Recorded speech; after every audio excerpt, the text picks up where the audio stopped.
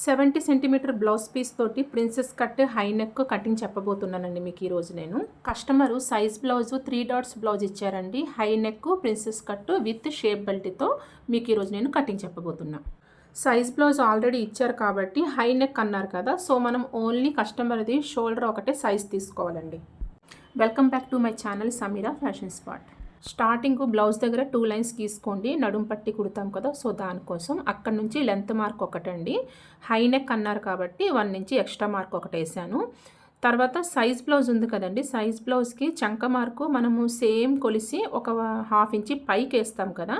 High neck కాబట్టి ఒక mark కిందకి వేయాలండి, అంటే డౌన్లో మార్క్ వేయాలి, హై నెక్ కదా. కస్టమర్ షోల్డర్స్ అయితే 15 ఇంచెస్ అండి. 7.5లో ఒక మార్క్ వేసాను. అక్కడ నుంచి స్ట్రైట్ లైన్ గీసుకొని చంక రౌండింగ్ తీసుకోండి. సేమ్ బ్లౌజ్ని బట్టి మెజర్మెంట్ చేసేసుకోండి చంక రౌండ్ కూడా. ఇప్పుడు నేను నెక్ గ్యాప్ అయితే 3.5 ఇంచెస్ వేసానండి. నెక్ డౌన్ అయితే 5 ఇంచెస్ వేసాను.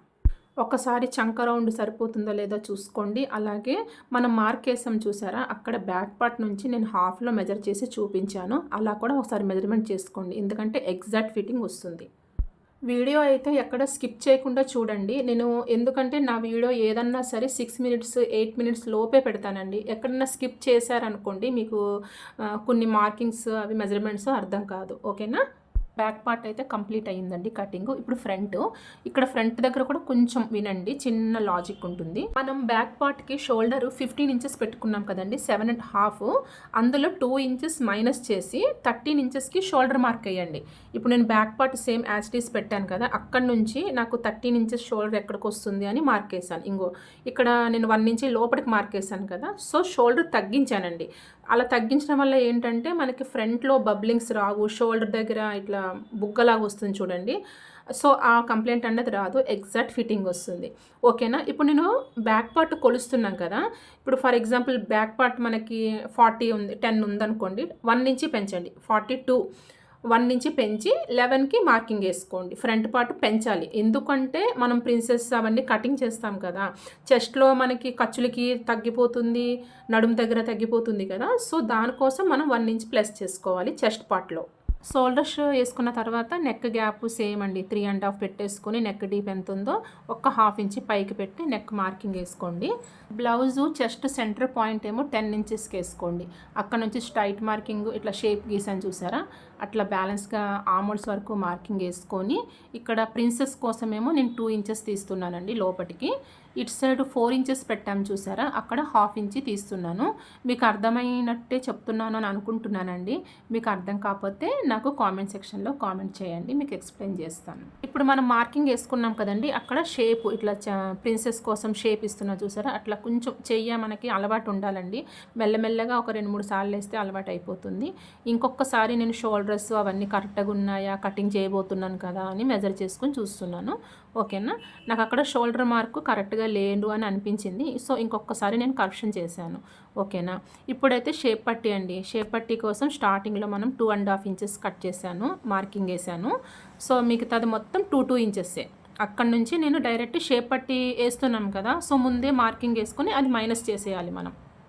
మన ఛానల్ స్టార్ట్ చేసి 2 మంత్స్ కంప్లీట్ అయిపోతుందండి. సో నాకు ఇప్పుడు 69 సబ్స్క్రైబర్స్ ఉన్నారు. మీ లవ్ అండ్ సపోర్ట్ నాకు ఇంకా కావాలండి. సో నేను తొందరలో లైవ్ కూడా చేద్దాం అనుకుంటున్నాను.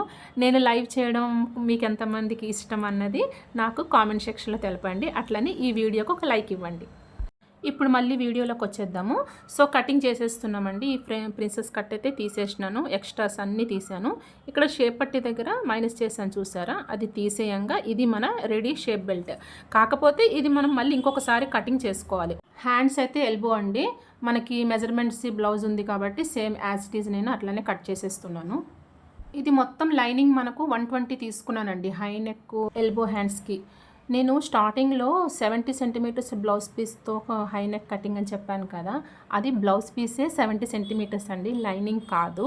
కాకపోతే ఆ మేడం ఏమన్నదంటే సారీలో బార్డర్ తీసి మనకి హ్యాండ్స్ అటాచ్ చేయమన్నది. సో మనకి 70 సెంటీమీటర్స్ ఉంటే బ్లౌజ్ సరిపోతుంది కదా, ఓకేనా. మనకి హ్యాండ్స్ కటింగ్ కూడా రెడీ అయిపోయిందండి. నేను జాయింట్ ఒక సైడే వేస్తాను, చిన్న సైజ్ అయితే ఒక సైడ్ వేస్తాను, పెద్ద వాళ్ళవి లావుగా ఉన్న వాళ్ళైతే 2 సైడ్స్ 4 పీసెస్ జాయింట్స్ వేస్తాను.